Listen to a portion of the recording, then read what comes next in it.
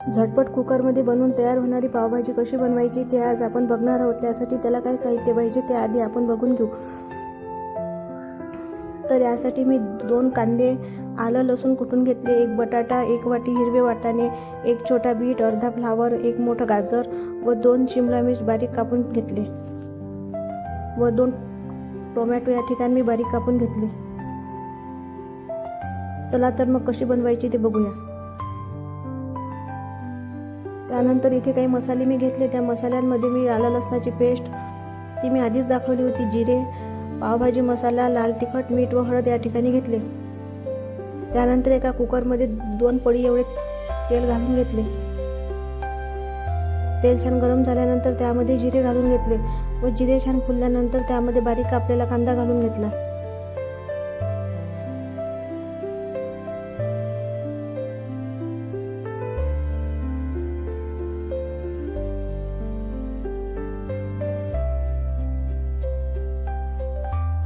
कांदा छान परतवून घेतला। त्यानंतर यामध्ये आलं लसणाची पेस्ट घालून घेतली व ती देखील परतवून घेतली।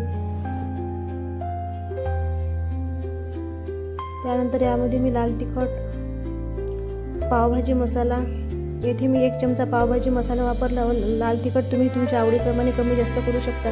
यामध्ये मी हळद घातली व सर्व मिश्रण एकजीव केले। त्यानंतर यामध्ये टोमॅटो घालून घेतला व सर्व मिक्स करून घेतले। एकदा मिक्स केल्यानंतर आपले जे मसाले घातले ते जळणार नाहीत। त्यानंतर यामध्ये बारीक कापलेल्या ज्या आपण भाज्या घेतल्या होत्या त्या सर्व घालून घेतल्या। भाज्या मी कापून छान स्वच्छ धुवून घेतल्या होत्या व फ्लावर मी कोमट पाण्यामध्ये मीठ घालून छान स्वच्छ धुवून घेतला होता। त्यानंतर सर्व भाज्या घालून घ्यायच्या व सर्व एकदा छान मिक्स करून घ्यायचं व त्यामध्ये चवीपुरतं मीठ घालून घ्यायचं।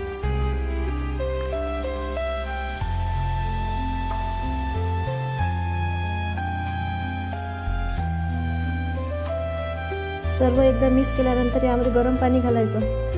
गरम पाणी घालताना ते फार नाही घालायचं कारण भाज्यांना पाणी सुटते।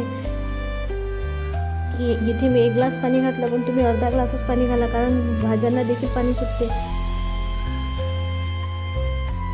त्यामुळे आपली पावभाजी पातळ होते।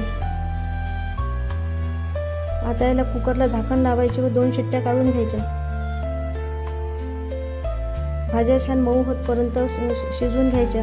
तुमचा कुकर कशा प्रकारचा आहे त्याप्रमाणे तुम्ही 2 किंवा 3 शिट्ट्या काढून घेऊ शकता। आता इथे आपल्या सर्व भाज्या शिजलेल्या आहेत। आता स्मॅशरच्या साहाय्याने सर्व भाज्या छान स्मॅश करून घ्यायच्या।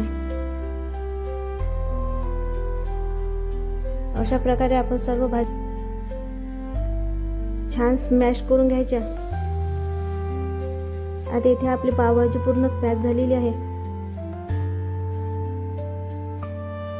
त्यानंतर एका पॅनमध्ये तेल गरम करायला ठेवायचं, त्यामध्ये थोडंसं बटर घालायचं व थोडंसं लाल तिखट व पावभाजी मसाला घालायचा व किंचित मीठ घालायचं। मीठ घालताना बेतानेच घालायचं कारण आपण भाज्या शिजवताना देखील मीठ घातलेलं होतं।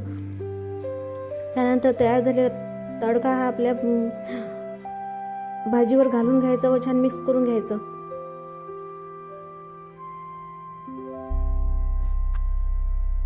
त्यानंतर आता आपण पाव कसे बनवायचे ते बघूया। पाव बनवणे अत्यंत सोपे आहे। त्यासाठी एका तव्याला बटर लावायचं व त्यामध्ये पाव दोन्ही बाजूंनी छान भाजून घ्यायचे।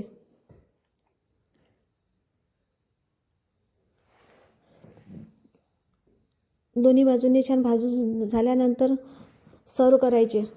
पावभाजीला रंग पहा काय सुरेख आलेला आहे व चवीलाही भन्नाट झालेली आहे। एकदा नक्की बनवून बघा।